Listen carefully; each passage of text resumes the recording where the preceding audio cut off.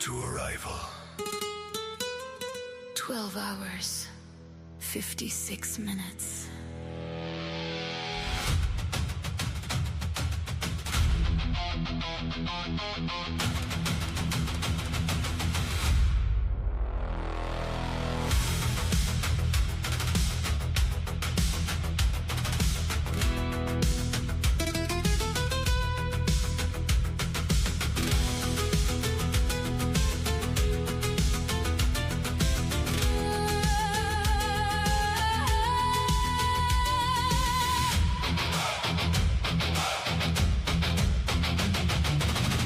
On the sky waiting on a ghost. Blood price burning, I want them most. Orders came down, bring them in alive, but something here doesn't feel right. Clones in the corridor, same damn face. Every trail just resets the chase. Patterns repeat, but the code won't hold. Something's fractured, something uncontrolled.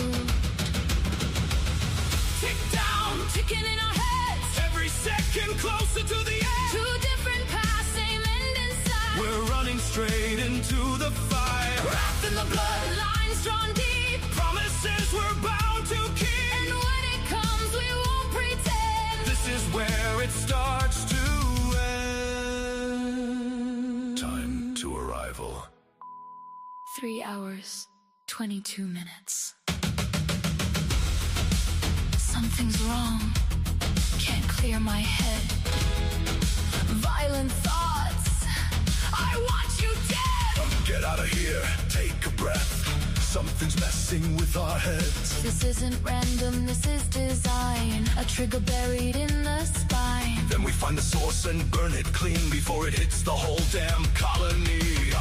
Take down, Feel it closing in. every breath, the load it's in. Different mission, same end game. We stop the doctor or we burn all the same. You want them breathing?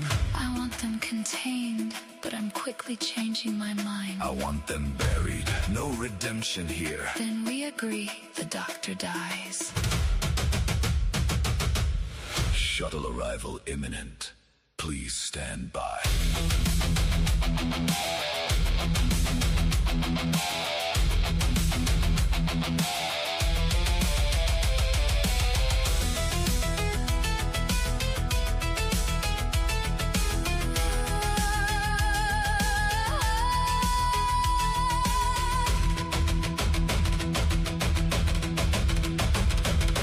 Door slide open, dead inside.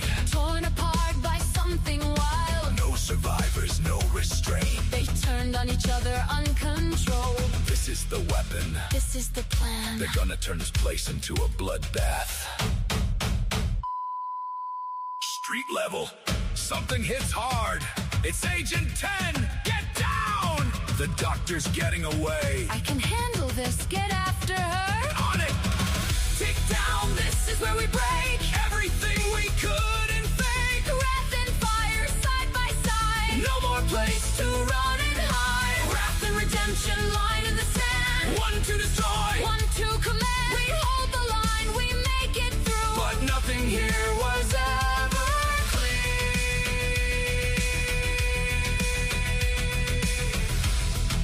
Device shut down. Poison stopped, Clones destroyed. system dropped. But nobody, no final breath. I wanted their head. Just silence where we expected death. They got away again. Take down, now it's done. But the war's not won. Wrath and redemption intertwined. Two sides of the same design. We held the line, we paid the cost, but they're still out there, still not lost. Next time, I won't miss.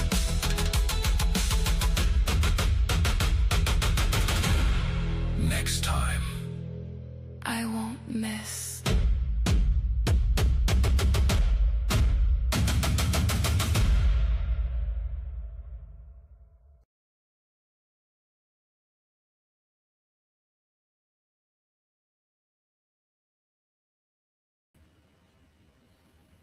Greetings, YouTube. This is Brandon Hill, half of the duo that is the creators of Wild Space Saga. And I'm here today with a long overdue read aloud of part 2 to Wild Space Saga, our book, Wrath and Redemption. This is, of course, the new cover with the new book. Well, it's the same book, but with new content created by yours truly and, of course, my friend Terry and my friend and co-author Terry, of course. You not believe the stuff I had to do behind the scenes just a moment ago just to get all this taken care of. I just realized something at the very last minute, and was really what I had realized was this stupid thing, because I had forgotten to plug it in, so that's why I had the little plug there. Fortunately, it wasn't completely out of power, so, and of course I can get on my phone, but I want my phone to do something else while I'm doing the read aloud. So anyway, if you have not been here for our Wild Space Saga Wildcast, then you probably don't know the reason why I'm so late in doing this is because, well, I was in the hospital last week due to an issue. What I thought it might have been my heart. I don't know if it's really my heart or something connected to it, but I'm doing all right now, thankfully. So there's still some issues. I'm going to the doctor to go and look at. So, and I'm trying to eat less, eat better, and work out tomorrow. I'm going to go ahead and start doing some walking again, trying to get rid of this weight, because I know that if I do get rid of some of this weight, a lot of the problems are going to solve themselves. So, you know, I know it's neither here nor there. I just wanted to kind of give you a little bit of stuff about it, because my original plan was to do some read alouds of all the books leading up to the release of our third book. Of course, the next read aloud will be a 1 hour read aloud from the third book, and that will be coming at a later date. Don't worry. We'll be catching up. I'm not just leaving people behind. So, you know, whether you catch me while I'm reading this right now, or later on when you're watching this after the fact, just to have something to listen to for a nice hour, you know, I hope that you enjoy this. So, you know, right now we don't have anyone, and that's sad. But, you know, hope some people might come on, listen in for a bit if they want to, or listen in the whole time. I'll be happy either way. And just to remind you, if this piques your interest in what we've written, we do have the links to the books down in the doobly-doo, as well as links to our DeviantArt page, our page on X, and our Instagram page, where we post a lot of updates, a lot of the concept art and whatnot that we're doing for the story. And just as a reminder to everyone, if you decide to go ahead and get a copy of book 3, we would like to see, you know, you don't have to show your face, but I'd love to see you showing yourself holding a copy of the book or the ebook, you know, for book 3. And we have a really nice gift to give out it might be a prize or it might be a gift. I mean, we haven't had anyone responding yet. Hopefully we might have a few, and depending on how many it is, it'll just be a gift to everyone, or it might be a drawing. It all depends on how many people go ahead and get the book, and I hope that you do show it off. And, you know, if you do get the book, please let us know what you thought about it, either here or on Amazon or wherever you bought it, because, you know, that feedback does truly mean a lot to us. And so here I am going to go ahead and start reading book 2, Wrath and Redemption. I'm going to go ahead and read out loud the plot blurb for the book before we go ahead and get started, and turn my my phone's main volume off while we're doing this, and go ahead and get that taken care of while we go ahead and fire up, you know, some background ambient music as the music that we had in the last go round. And hey, like I said, it also, we really love some feedback down in the comment section as well. So, you know, I'm spinning my wheels. We already kind of wasted 9 minutes, so let's go ahead and get started here. And as we read Wrath and Redemption, book 2 of Wild Space Saga.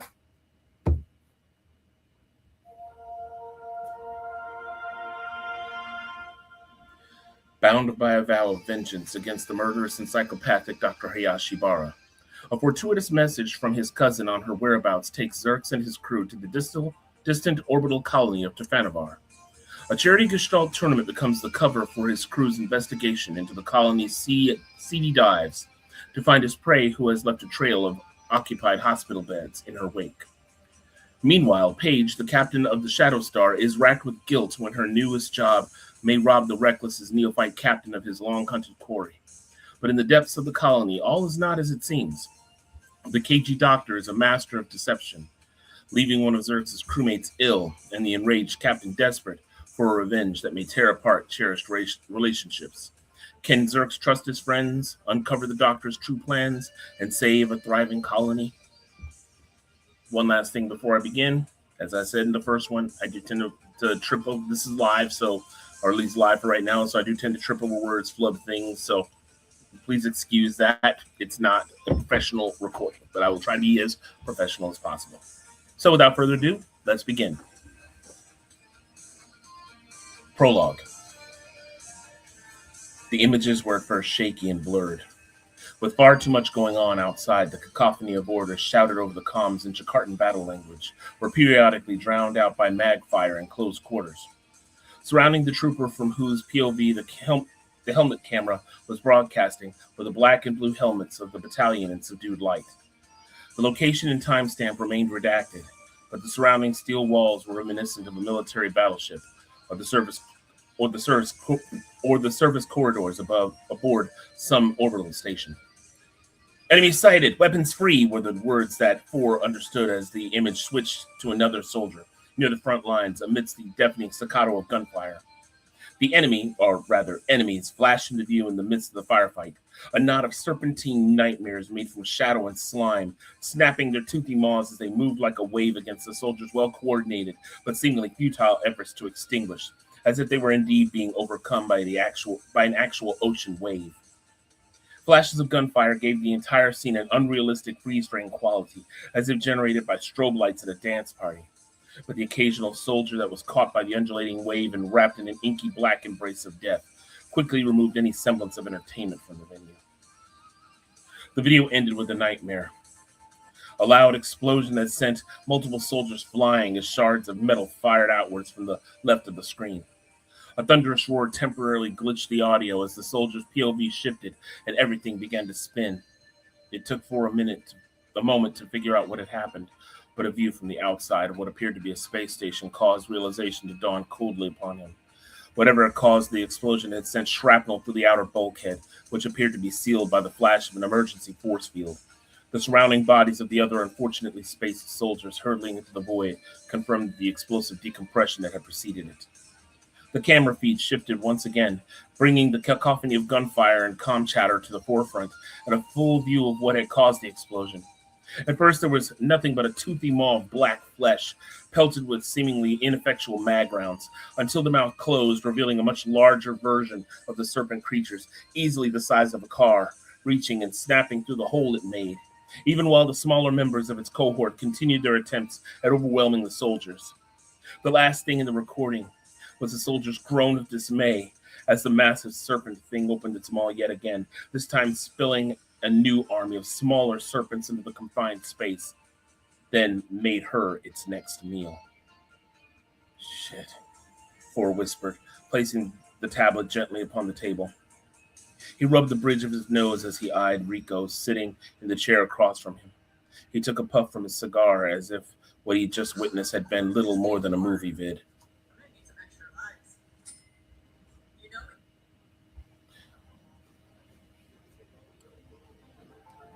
Where did you get this? Thor asked. Rico shook his head, barking out a quick laugh. Oh, no, he said, wagging his finger. I know you agent types. I tell you anything and people start disappearing, he shrugged. Not like you could make those folks disappear anyway. Thor frowned. Have some respect for the dead.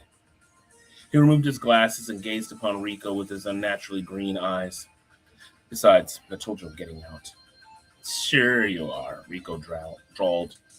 Then, smile fading, he leaned forward and pointed directly at Thor. Either way, you're not out yet. And I know precisely what ISID is capable of. You don't want to know how many lives just getting those few seconds of footage cost. And don't ask me to risk any more. I have my own family to think about. A vague smile curled at the edge of Thor's mouth as he placed the glasses back on his face. I'm sure that she is perfectly capable of looking after herself. Instead, I'm talking about Lex, Rico said. She's always been able to handle herself, and I'm damn sure you don't mean her anyway. Indeed, was Thor's enigmatic reply. Fine then. No further questions on your means of procurement. But I would ask you to know, but I would ask if you know any more about what happened here. Rico shrugged. Details are scarce, but there are a few rumors. We know the official line among the brass is that the high casualty rate among tanks is the ongoing siege of Tintagel being more than an uphill battle than expected. But the big rumor is that the real meat grinder for ground tanks is them fighting something to the far borders near the edge of known space. Comms are sketchy about the best that far out, but comms are sketchy at best about that far out. But well, that's the rumor. Less than satisfied with this paucity of information, Ford nevertheless accepted what he could get. With a gentle sigh, he tapped the tablet and transferred the file to his private storage firm on the Stellar Net before wiping all memory of the transfer. Thank you for bringing me this, he said, and I appreciate the risk you took in getting it here. Once I can get together enough evidence, I plan to expose this Imperial Shadow War. The people of the Imperium need to know where the real fight lies. Good luck with that, Rico said, dipping his head before taking another puff of his cigar. God knows you'll need it. He paused for just a moment. I need to turn this off as this keeps going to commercial, which it didn't do the last time. I don't know why it is now. Better no music than music that keeps getting interrupted while I'm reading.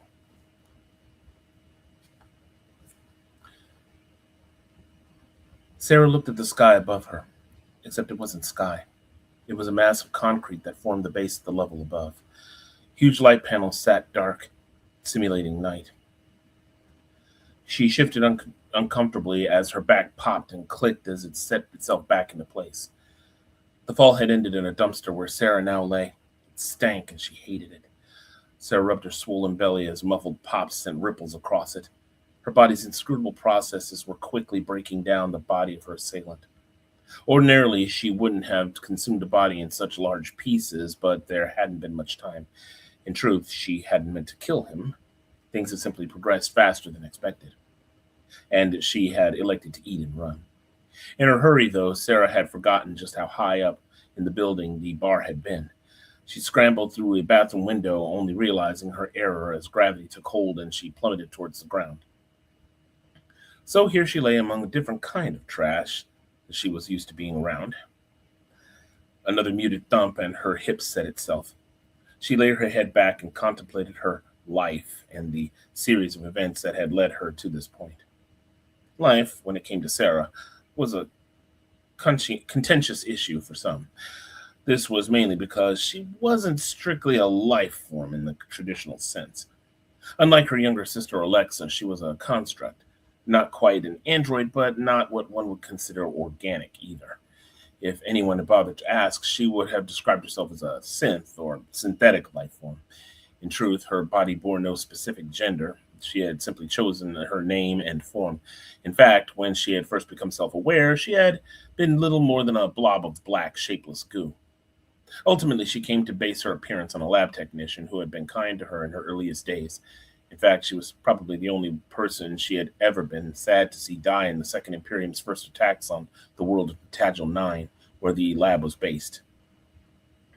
After escaping the lab prior to the attack, Sarah had turned to surviving on whatever she could get her hands on. Slowly, a primal urge led her to start hunting live prey. First vermin, then stray dogs, then, like an addict, it began to escalate. Her desire for blood becoming like an itch in her mind, leading her to the consumption of homeless and vagrant humans. By the time she had managed to escape Tintagel and drifted throughout the outer colonies, she started feeding on local criminals and misfits, ultimately finding herself facing an eternity in a hole somewhere in the depths of the Alliance's penal facilities. No one knew what to do with her. As a synthetic life form, she technically wasn't bound by the laws of the state. Furthermore, she was also not protected by the inalienable rights of the Alliance. Fortunately for Sarah, this was where Alexa had stepped in, demanding that they turn her over to her under the condition that the royal house of the pirate clans kept her under their strict observation. Thus far, the results of that act of kindness had been varied. Now here she was, lying amongst rotting trash, working for her queen's sister. It was no big surprise when she thought about it. It was rare for a job to go to plan, and this had been no exception. She heard the cars arrive, blue lights reflecting off the brick wall above her. Another pop, and her spine finished reknitting itself. Cradling her still bloated abdomen, Sarah rolled onto her side and clambered to her feet and found herself staring down the barrel of a pistol. Slowly, she raised her hands, steadying herself on the slippery mess under her feet. The officers were two Thelian hybrids, one male with his weapon trained on her, the other female. Both were staring at her slack-jawed. Slowly, the female scanned the wall above her. "Did you just fall from up there?" she finally asked, gesturing toward the shattered window where her gaze rested. Sarah shrugged her shoulders. "I misjudged the drop. Sue me." Both blues looked at each other and then back at Sarah. "Seems a bit irresponsible," she said. "Especially while pregnant," the male growled, clearly not buying her explanation. "Yeah," Sarah drawled. "About that." Suddenly her stomach growled and she unleashed a monstrous belch that sent the two blues staggering back with expressions both aghast and disgusted. She sighed with relief and was still grinning as they cuffed her and placed her in the police cruiser, all the while inwardly laughing as their colleagues complained about the stench. "So are we done, or do you want to play Ring Around the Rosie a fifth time?" Sarah rested her head against the cell's concrete wall. Thus far, she'd accepted two things that seemed to be ever more certain about her life. The first was that even her best efforts to do good would eventually land her in a jail cell. The second was that Alexa would always have to bail her out, even if it wasn't her fault. It was her fault this time, though, and after all that had gone down, she was on the edge of deciding to declare this reaming the two cops were giving her certainty number 3. "If I were lying, don't you think I would have come up with a better story?" she said, looking neither of them in the eye. A vague impression then dawned upon her, which she decided to test. "Or maybe you're just hoping I'll slip up so that I can cover up for shortcomings on your part." "What are you trying to say?" the male asked testily. Well, she definitely hit a nerve. He was a hybrid like his companion, both of them human and Thelian crossbreeds, but his shorter ears could still flatten like any Thelian's. And he growled just as deeply when she pissed him off, Sarah noted with amusement. The way he so blatantly lost his decorum, he must have been a real handful to the chief. "Just tell us again." The female laid a hand gently on her partner's chest. The tone was far less abrasive. Sarah watched as her tail looped upon his. Hybrids were prosaically common on Tefanovar, but she did overhear that these two were a married couple. That was a bit more unusual for blues in their line of work, but it did make their good cop, bad cop routine almost adorable. Still, Sarah didn't answer immediately. Instead, she watched the commercial playing on the tank across from the guards' desks on the other side of the force field. An animated depiction of a Gestalt battle, the two titanic humanoid machines duking it out over Tefanovar's airless cratered surface, coupled with animated text that advertised the G1 Charity Expo that was scheduled to begin tomorrow. She bought tickets, not that she thought she'd need to, with Alexa arriving as a combatant. She just didn't want to be a charity case. Besides, her sister usually gave her free tickets to any matches she was in, but now she was fairly certain that she wouldn't be quite so charitable. "Touchy now, isn't he?" Sarah remarked at last. She gestured vaguely to the bad cop, but kept her eyes trained on the hollows in the background. "Of course, I expect nothing else from blues missing the forest for the trees. You answer a call for a silly bar fight and then find little old me not your real target." "And just what do you mean by that, good cop?" Excuse me. "And just what do you mean by that?" Good cop's voice was becoming strained. Sarah noted with mirth. "Naughty, naughty. Good cops keep their cool." "Describing it all again," Sarah said, heaving a protracted sigh. "I was just doing a favor for my sister." She attempted the impossible task, making herself comfortable on the cushioned slab that even calling a bed would be considered excessively generous. "No good deed goes unpunished, I guess." "What favor?" Bad Cop said. "Your real target, as I said." "What real target?" Bad Cop looked like he wanted to bash his way through the force field and try to pummel the answer out of her. She really hoped he would try. The roughing up might certainly be kinky from a certain perspective, but to be honest, the really painful stuff was her sister's thing.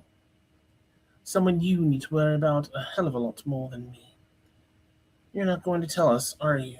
Good Cop's ears sagged with the dry look she cast her way. I'm not at liberty, Sarah answered with a shrug.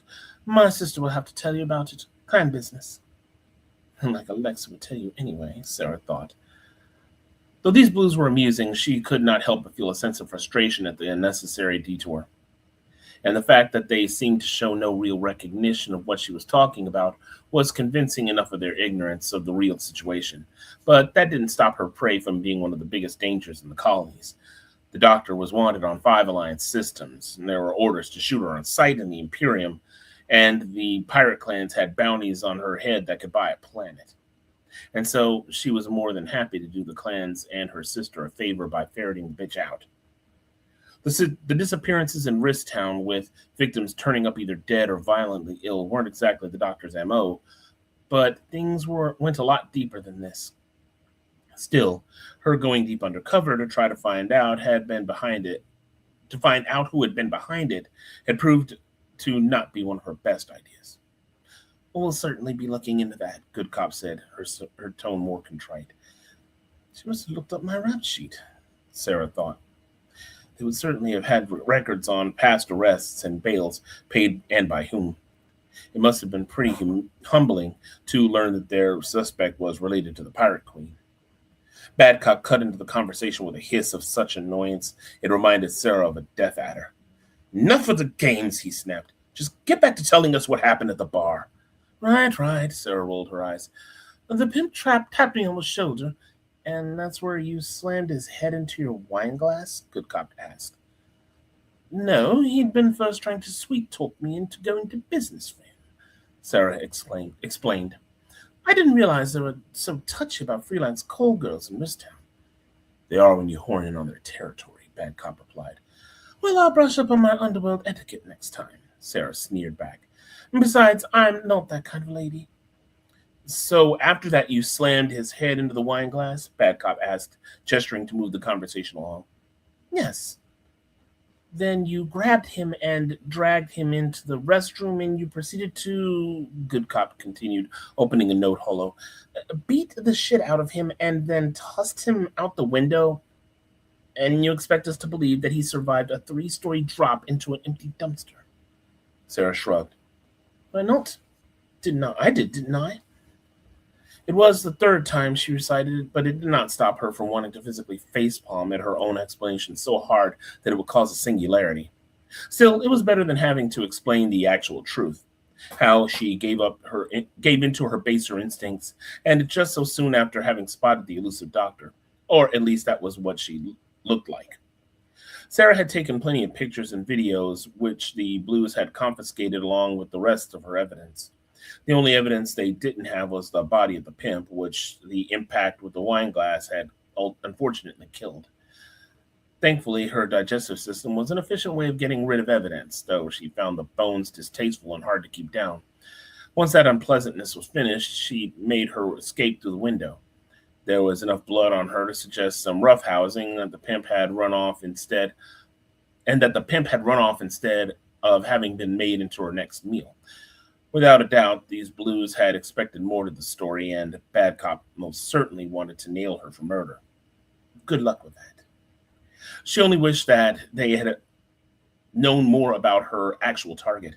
Alas, no one on this asteroid had much of a clue as to the nature of the devil that walked among them, or the worst one that was soon to come.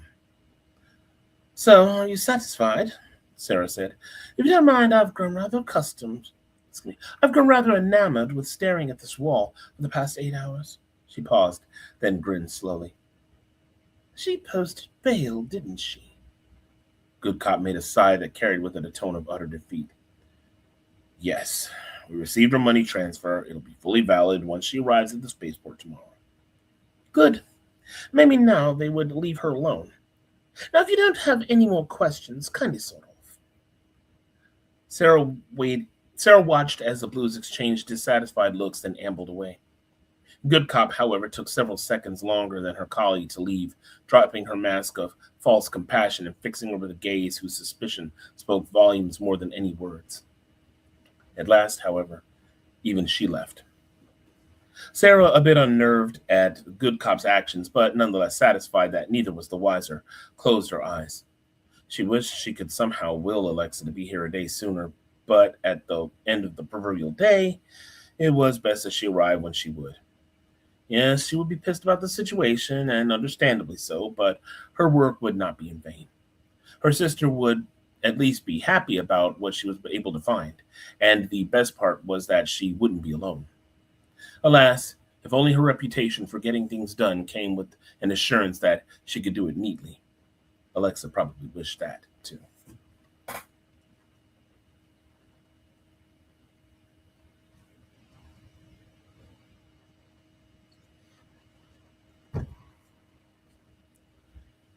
Chapter 1. Planet Saburna, Million Man Stadium. The damaged icon flashed in Xerxes' field of vision immediately after Tiberius' sledgehammer blow. Well, that's a new stabilizer, he thought with chagrin, shaking off the stinging system feedback. Even here, safe in Imani's insulating nanofluid-filled cockpit, the impact had nearly rung his bell. He could practically hear the announcer's electrified chatter to the crowds, thinking that Artemis's beast of a gestalt had done some serious damage. The truth was that Imani was holding together surprisingly well in spite of Tiberius' superior strength. But even though victory could still go either way at this point, Xerxes wasn't one to get ahead of himself. Neither he nor Artemis had put in enough damage to tip the scale significantly in either direction, unusual for an opponent who was known for her brutality. And then he saw it. On the analysis screen, a mote of red was growing deep inside his opponent's heavily armored chassis. Xerxes grinned. He must have squeezed an unlucky shot at his last series of blows, causing a core-damaging breach in the casing somewhere. If the increasing heat readings were true, it was only about a minute more before Tiberius would go into emergency shutdown. He mulled over this in his head. He could continue the fight, which seemed to be well in his favor, or just toy with Artemis at this point and wait for the proverbial clock to wind down, allowing him to outright win against her for the first time. But on top of his optimism, Xerxes could not shade a niggling bit of suspicion. As fond as Xerxes was of sticking sharp objects in vital places to finish the match as quickly as possible, it was puzzling that she had not been fighting in any way similar to her style. What was she playing at? Not that he wasn't thankful for the reprieve, but to drag this fight out for so long, the little pink-haired witch had to be up to something. She had only been resorting to physical blows after exhausting her scant long-range ordnance with useless missile strikes that Imani's low sensor profile could easily evade. Not like her at all. In the end, he decided that toying with her would just be goofing off. Wasn't that older saying, go hard or go home? Tiberius pressed into the gap between them, and Xerxes pressed on the control rig. Imani made a sweeping block of the next incoming right hook before landing a smart kick to his opponent's midsection. If he hadn't been submerged in the breathable oxygen-rich nanofluid, he believed that he would be sweating, but the way things looked, Artemis was having a tougher time of it. That was encouraging. With Tiberius bleeding out, as it were, her controls had to be downright sluggish. He watched the Titan stagger back, then fall into the fake nanofab building husks of the stadium's battleground simulation, demolishing them further from their war-torn disarray and burying them and buying him some time. Still, Xerxes could not help but take note of the hulking Gestalt's sword scabbards. They were there, as well as its smaller blades, still sheathing their unused blades. Were her controls merely stuck? That was certainly a possibility. Xerxes shook his head. Matches weren't won by second guessing oneself after all. And so he closed the gap, pushing Imani into a flat-out run, deciding to finish it, while Tiberius, who was down but certainly not out, struggled to lift himself from a prostrate position in the rubble. The Gestalt made a wild swing at Imani's head sensors, which Xerxes caught mid-blow, then used the momentum of his charge to push him deeper into Tiberius' small impact crater. Broke your robot? Xerx teased over the comm as he brought Imani down into a straddling position about Tiberius's waist. He spun Imani's vibro knife option. The slot in her arm opened and ejected the weapon into her gray-black steel palm. Artemis, taciturn as ever, gave no reply as his trustworthy gestalt raised her arm into the air, targeting sensors registering their prize. Well then, winner's bonus, here I come. Neela's voice broke into the coaching comm line, frantic. Kitege, look out, she's... Xerx's heart nearly burst out of his chest as his cockpit gave a shuddering heave that reminded him of that crash landing that he and Neela made in the Reckless's anger mere days ago. The lights in the cockpit suddenly turned red, coinciding with a shrill whistle. He could feel the pressure of the nanofluid changing as his vision focused beyond the surrounding holoscreens to the sight of webs of bright light that surrounded a massive, slim object that tapered into sharpening edges. A blade. Shit. Xerx whispered, almost certain that he'd added urine slowly into the slowly draining nanofluid. His vision focused back on the holograms in his field of view. Each was now banded with a red banner with flashing white writing. Executive shutdown. Cockpit breach detected. Tiberius core depleted. Match draw. Xerx's voice nearly cracked amidst the sounds of Imani's power systems cycling down. Unable to use the primary controls for anything now that the judges had forced their override, Xerx slammed his fist on the purge button, inhaling deeply. He then exhaled once the internal ballast had drained the remaining nanofluid that had not yet seeped out of the damaged cockpit, forcing the remainder of it from his lungs.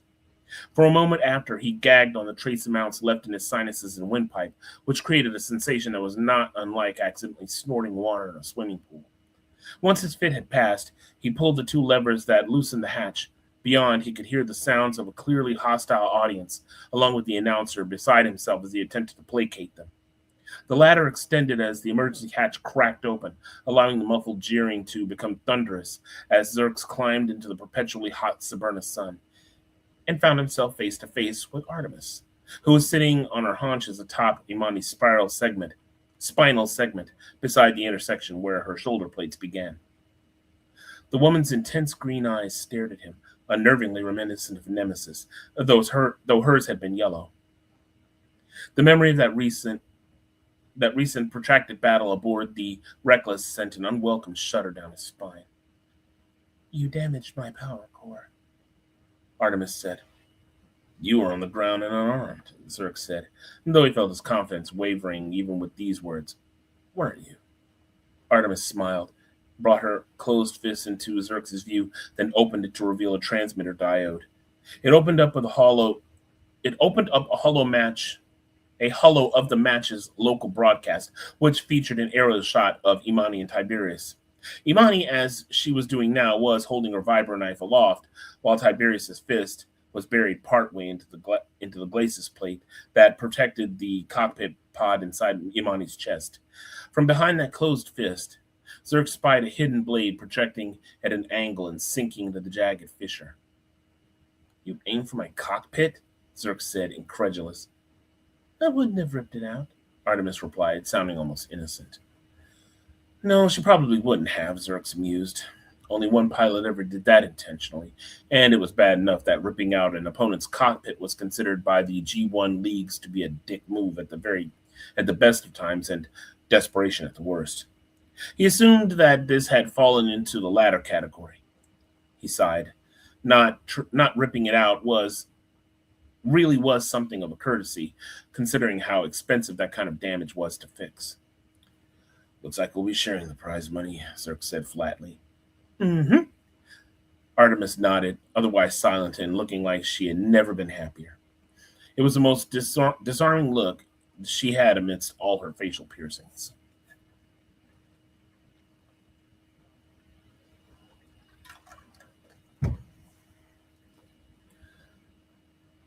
I guess I should be happy that we're getting something out of it, Xerx said to his wife as he stepped out of the shower and wrapped a towel around his waist. He tried to maintain a positive attitude about today's match, but he could not shake the lingering pain of annoyance. After all, half is better than nothing.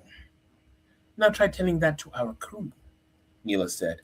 She was sitting on the bed as he passed by her on the way to the dresser. Jeez, twist a knife, why don't you? Zerks replied. Besides, it's not like I threw the game. And yes, I know you tried to warn me. I never said you did, Neela replied. And yes, I did. Then why'd you make fun of me about it? For a moment his wife seemed taken aback, but then her expression turned contritely pensive. I think that perhaps I was a bit more sanguine than I intended, Neela admitted after a tiny fluster. But winning less at this fight shouldn't really be a problem for us, should it? Well, the trip to Tavanavar is all expenses paid round trip, he said, fishing out fresh underwear, then a shirt, and then pants from the dresser. And I'm sure we could pull some job for Alexa if she's not too busy afterward. But that's a big if. How so? Tiger's going to be there. Neela shook her head with a rueful grin. He's going to try to hide from her again, isn't he? And he'll fail as usual. Then we won't see either of them for a day, at least a day or two. And when we finally see him again, he'll be walking bow-legged. Zerk suppressed a chuckle as he raided the closet for a fresh set of clothes. I'll look for Alexa after all that, I guess. So it'll be an extended stay? Probably so. We don't have any matches scheduled for a few weeks after that, so we can take our time getting back home. Besides, it all depends on what we find there. Well, I think that finding a job on Tavanavar will certainly be a nice change of scenery, Neela said. And the trip alone will get your mind off of that match. Still think the pink-haired witch got off on her little sneak attack, Zerk said, his prior frustration returning.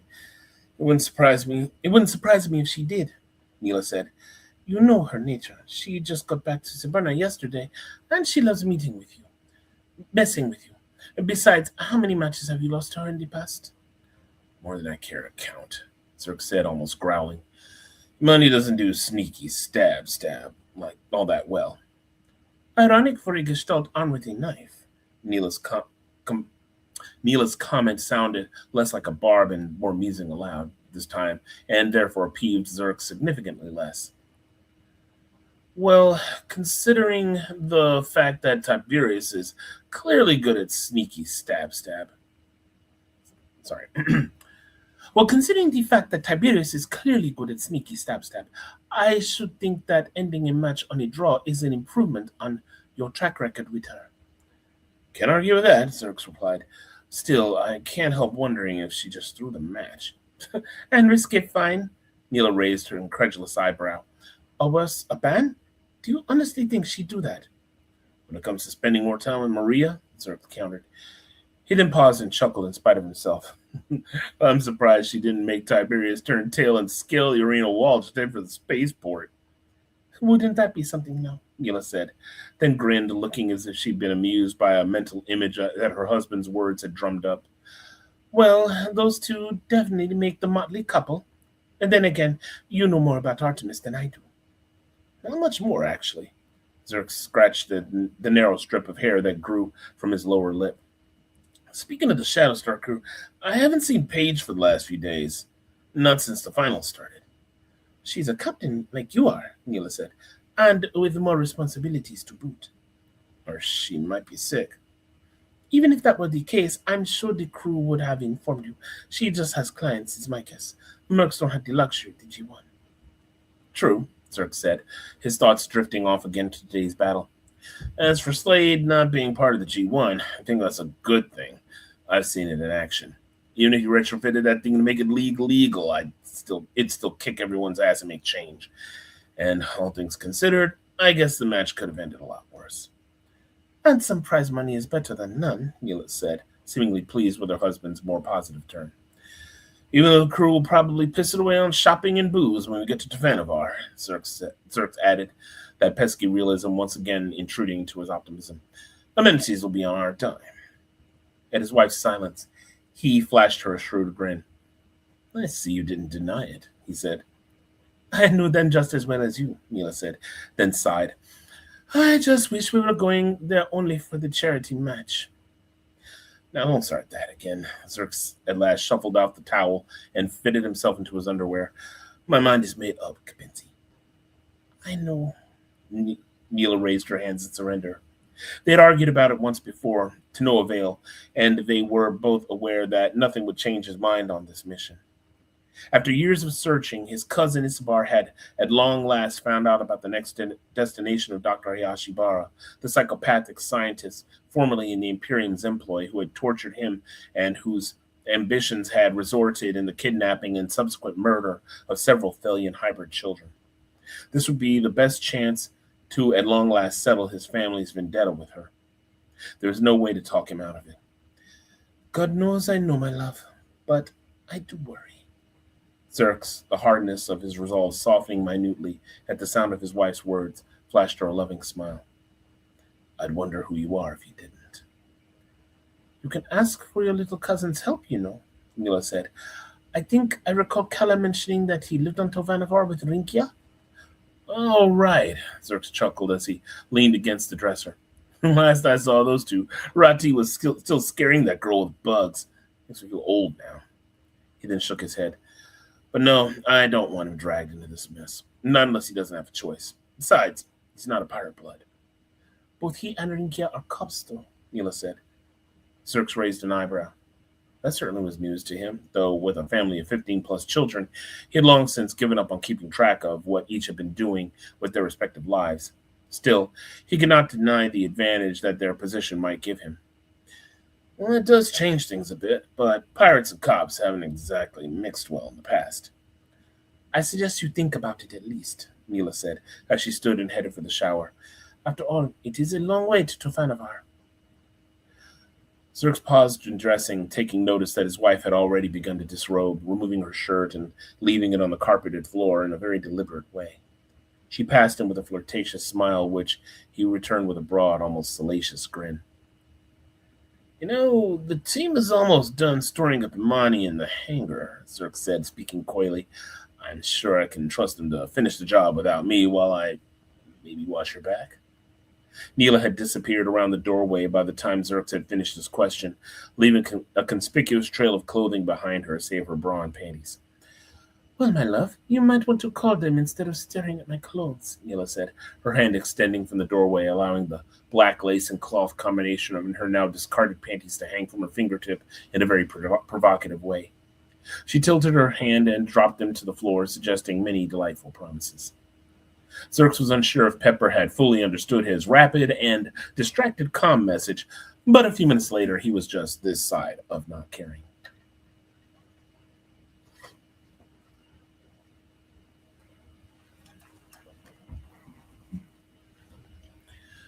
Artemis glanced toward the hangar bay entrance.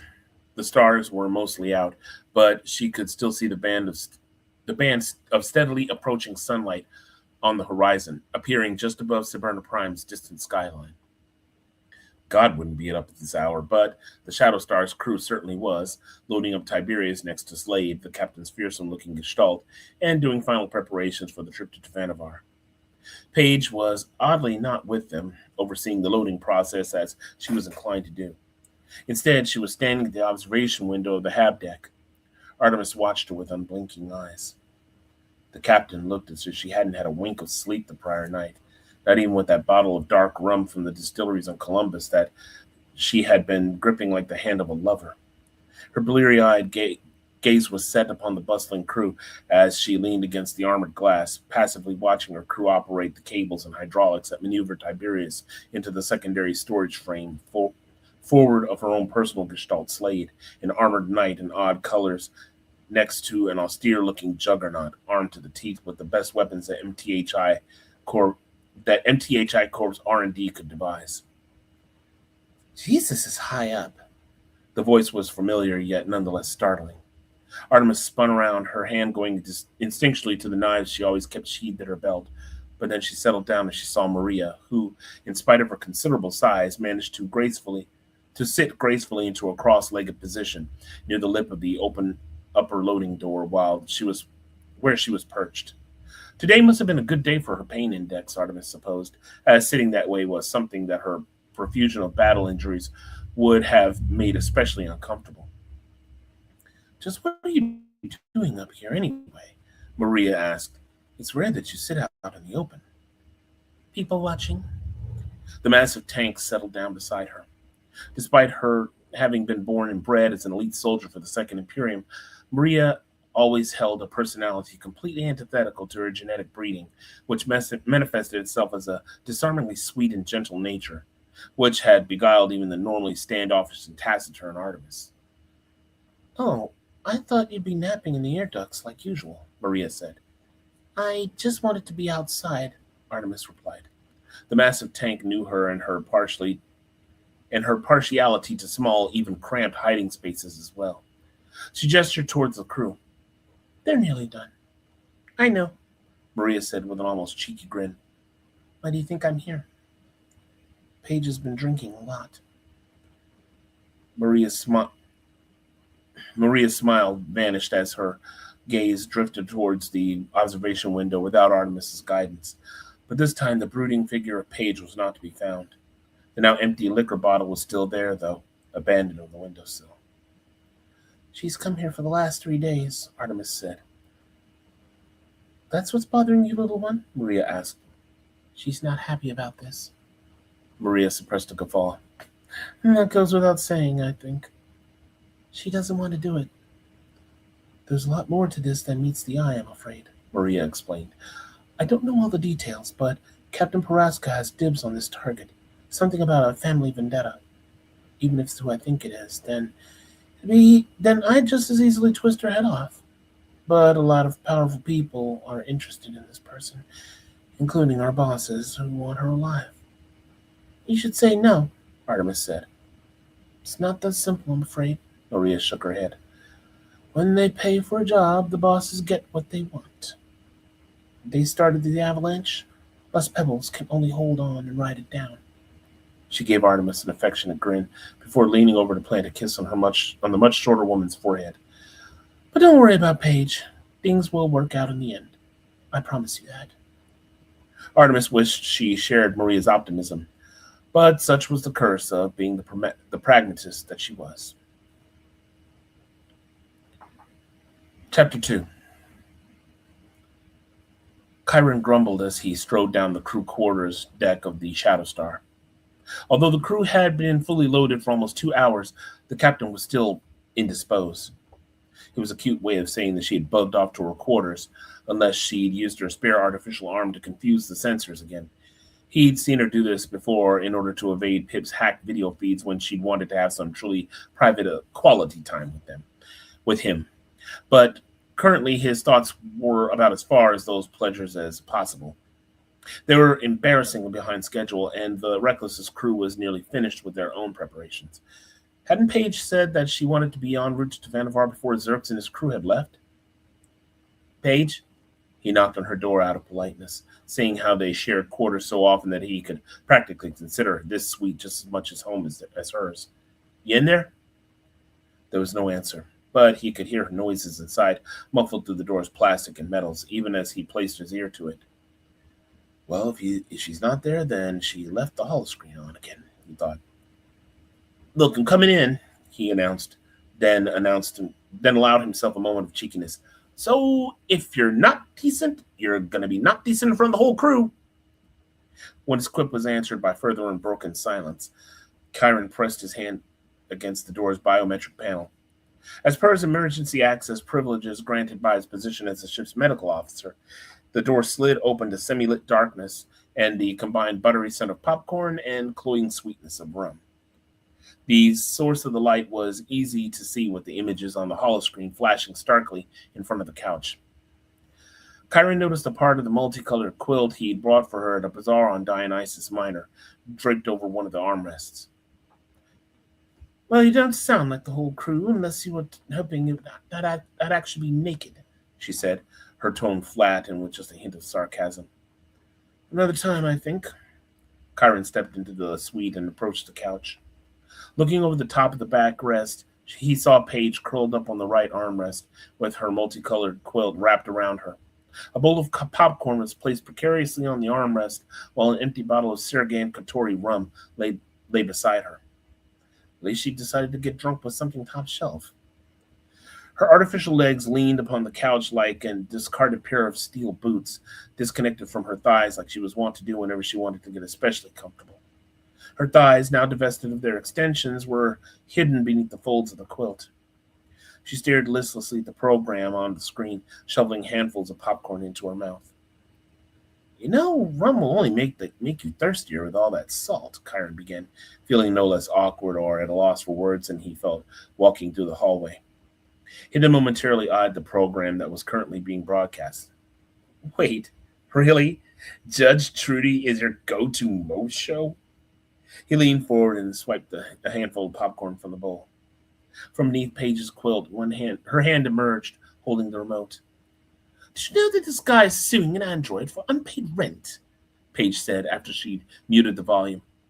She was now gesturing accusatorily towards the defendant, whose skin had a bluish tint like most androids and looked like it had been sculpted from plastics rather than flesh. A freaking android! She flung her arms out towards the screen, nearly dropping the popcorn bowl. Who the hell is going to believe that? Since when do androids never pay their rent? Dickhead!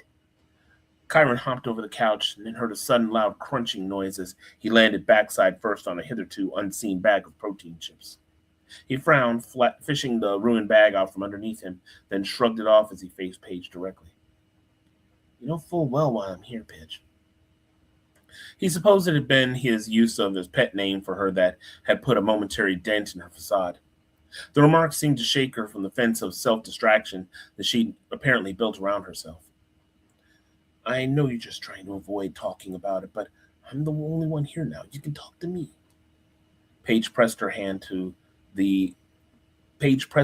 her head as if she had just been overcome by a severe migraine. Kyron stiffened in alarm as a noticeable shiver seemed to run through her body. Paige? Talk about what? Paige practically fired off the words as if they'd been mag rounds from her mouth. The sudden outburst nearly knocked Kyron from the couch. And our employers have put me in an impossible situation that I'll have to screw over a friend in order to just keep the fucking lights on. Kyron's insides abruptly became a series of impossible knots, and he felt that he had been stripped naked and then dropped into a busy corner of Zhao during rush hour. He opened his mouth, but nothing came out at first. Outbursts weren't uncommon with the captain. She was never one to bottle up her emotions unless on a mission, but perhaps he'd stepped on a particularly nasty landmine here. Look, he said, at last finding his voice and somehow keeping it even. If you don't want to talk about it, or maybe have you tried talking with Zerks? He wasn't 100% sure if it even was the recklessest captain that was the issue, as he was now only going by what he'd overheard Brogan talking about with Ike in the 3 days since their adventure with the Rickman's Pulsar. The least combat capable of this band of oddballs and bruisers, he had been minding the ship while the crew went off on their mission, taking on that horde of raiders that had attempted a hostile takeover of her friend's ship. But even though she'd seemed fairly sanguine during the party that Zerk had thrown in Pit Town as a thank you not long after, her mood had noticeably darkened afterwards.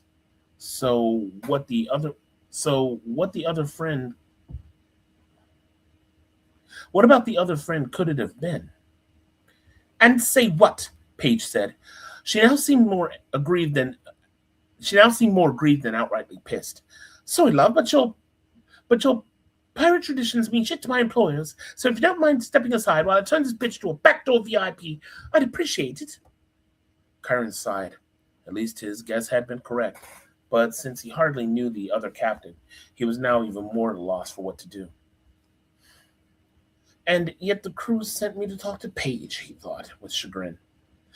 He was definitely going to have words with him later. Well, I wouldn't put it that way, he stammered, trying to think of something comforting to say. He brushed his long fall of dirty blonde hair back behind his ear with a somewhat unsteady hand. I'm guessing he's got dibs on this doctor? His cousin, actually, Paige said. But he's too busy being a father now, and his family's picked up the vendetta. If the Pirate King had been closer, it would have fallen to him. You can't back out of it? Kyron asked. You must have not been close to your family, Paige said, shaking her head. Not really, no, Kyron admitted. But I think I can see what you mean. He reached out and brushed the stray hair from Paige's forehead. I can't say I understand everything, and I understand vendettas even less, but what I do see is that this has got you stuck between the old rock and hard place. If you only knew. I wish I could think of a way out for you, Chiron said, now feeling even more helpless, in spite of how much he'd just now learned from the captain. He opened his mouth to say more, but just then a static crackle from the room's external comm interrupted him as it brought in the shrill sound of Pip's unexpected voice barging in their way into the conversation. Sunjin's right, boss. It's not fair to just fuck them over like that, and not to be pedantic, but the lights are kept on by Tesseract power distribution nodes. I'm just saying. Page's reaction made Chiron's heart sink into the second circle of hell, or perhaps the third. He knew that livid expression, and he knew that growl. Usually it happened when she realized that Pip had managed to spy on them yet again during sex, but even at other times, it was no less frightening. Now listen here, you nosy little fucking shit. Page's voice was a hissing growl that came through clenched teeth. Where do you think that money comes from to keep that node running, eh? Who pays all that fancy VR shit in your room and the high bandwidth subspace antenna that you can game with your friend aboard the Reckless? Who do you think pays for that? Do you have any fucking idea what the company will do to us if we renege on this contract? There's a bloody reason nobody asks those questions. Now it was Pip's turn to fluster. But Paige didn't give her much time for this as she pressed on while Chiron could only stare gobsmacked. Out of tongue on you now? Then maybe you'll stop listening in on private conversations while I have fuck all to do with you. And then since you seem to be listening now, I want you to listen to me as hard as you can. I don't want to hear your voice for the rest of the fucking day. Or help me, I'll disable the fire suppression system in your room and toss a Molotov in there. Am I making myself clear? Her question was met with an unnerving silence. Good, Paige said, her tone less acerbic, but no less curt. Now fuck off. The comm didn't have to sound a signal to be. The comm didn't have to have a sound to signal a terminated connection, but Chiron was quite sure that Pip had indeed fucked well off. He was no less speechless, only staring at Paige, whose fury had quite subsided, and was becoming a smoldering frown, with perhaps a hint of regret in her eyes. Was that necessary? He said at last, risking words. Probably not, Paige said, not settling her eyes on him. She was staring past the silent images on the tank now. But I really don't think she deserved that, Chiron replied, shaking his head. I've been too lenient with her, Paige said. She closed her eyes. That girl needs to learn some damn boundaries. Yeah, Chiron said, unable to deny it, despite the captain's outburst. Feel better? Paige shook her head as her response came out in a brittle tone. Not in the slightest. And I'm no closer to solving the problem. Now Chiron understood why Ike and Brogan had selected him for this. Paige was clearly in a vulnerable state, showing a side of herself that she would have never shared with any of her crew, perhaps not even Brogan, who, along with the captain, had borne the wrath of the androids that had sadistically maimed and even eviscerated them. These divided principles, however, were a wound of a different kind, and one for which she needed a different kind of sympathetic ear, an ear from a person who had shared something intimate with her in a way that was different from battle wounds and bionic implant replacements. Whether he could give her advice or not was irrelevant. I'm sorry, he said, after some time of silence had passed between them. He leaned forward and touched her chin. Paige turned his way, and in the hollow's ambient light, he saw tears streaming from her one remaining natural eye. I wish I had a solution for you, he continued as her face contorted into a grimace. She tried to look away, but his touch on her cheek caused her to pause. No doubt she was ashamed of this moment of weakness and helplessness in front of a member of her crew, boyfriend or not. With nothing else to say, her shoulders slumped and her lip trembled. With nothing else to say, Chiron pulled Paige to his chest as she heaved perhaps the ugliest sob he'd ever heard. Silently, he gave her all the time she needed to let out her emotions in all their shuddering, wet misery, while he tried to do the only thing he could do, which was to be there for her. All right, so it has been an hour, everyone. I'd like to thank you for listening in if you popped in while I'm doing this or have popped in after the fact. And I hope that you enjoyed it. Warts and all, me flubbing over so much of the stuff as I was. This one was a bit harder to read than the other with a lot longer parts, but I hope you did enjoy it. And as I said, down in the doobly-doo, there's links to our books. There's links to our DeviantArt where you can see our artwork, our X account where we post a lot of the news and updates, and even a few more bits and bobs, and even our Instagram where Terry posts music that we've put together for Wild Space Saga. And we've got a few other good things around the corner. And of course, the next read aloud I'm going to do is going to be about our new book that has just come out a couple of days ago, and that is Twisted Faith. So, and that is the book right here. It is available where books are sold in both paperback and ebook format, and I believe hardcover as well. So, like, you know, come ahead and check it out. And, you know, we'd really like to know your thoughts on it, your thoughts on this. You know, anything you want to leave comments on, you know, please do. You know, positive, even if you have criticisms, you know, it's okay. So let's just keep it civil. We don't mind. We still love the feedback and really want to hear from you. And be sure, of course, to tune in every Saturday at 3 p.m. Central Time, which is around 9 p.m. Greenwich Mean Time for our folks across the pond, for our Wild Space Wildcast, where Terry and I talk about, you know, whatever comes to our mind concerning Wild Space Saga, and of course other adjacent nerd topics that we love to converse about. So we hope to see you there, guys. And of course, from time to time, my friend Michael will join us. I believe he may next go around. I'm not entirely sure, but we hope to see you there. And so thanks a lot, guys, for joining us. And we hope that you will, once again, join us on the Northwest Passage next time. I'm still tripping over my own words. We hope that you'll join us again on the Northwest Passage next time, and hope you'll see us this Sunday. And just keep following us. And once again, this is Brandon Hill, half of the duo of Wild Space Saga, saying stay lucky and stay blessed. Take care.